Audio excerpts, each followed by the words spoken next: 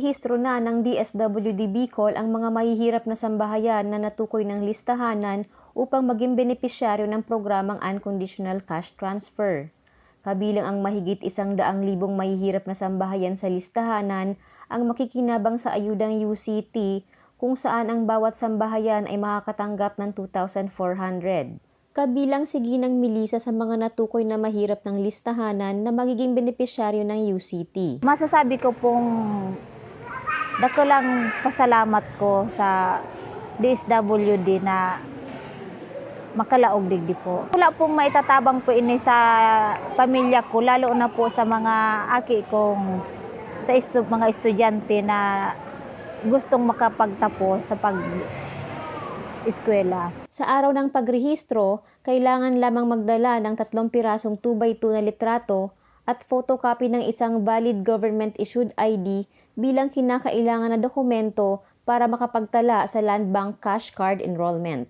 Katuwang ng DSWD ang mga lokal na pamahalaan sa buong rehiyon para sa ginagawang pagrerehistro at ang Land Bank of the Philippines naman na siyang responsable sa pamamahagi ng ayuda. Samantala, iginiit ng ahensya na hindi automatiko na magiging benepisyaryo ang mga na-interview at dumaan sa validation ng listahanan. Hindi automatiko na magiging benepisyaryo ang mga na-interview sa DSWD listahanan. Ang validasyon ay sinagawa upang masiguro kung sila ba talaga ay napapabilang sa mga mahihirap na sambayanan at pisikal na makakatanggap ng ayuda. Tanging ang mga nasa master list ng DSWD listahanan na natukoy na mahihirap at dumaan sa validasyon ang maaaring mapabilang sa UCT listahanan.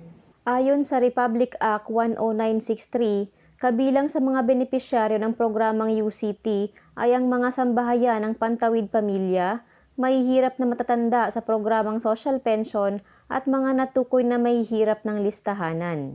Ang Unconditional Cash Transfer ay programa na nakapaloob sa Tax Reform for Acceleration and Inclusion or TRAIN Law upang magbigay ayuda sa mga mahihirap na maapektuhan sa pagtaas ng mga pangunahing bilihin.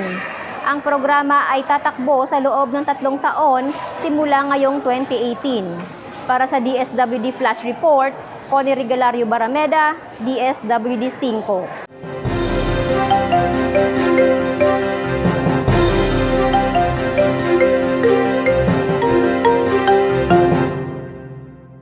He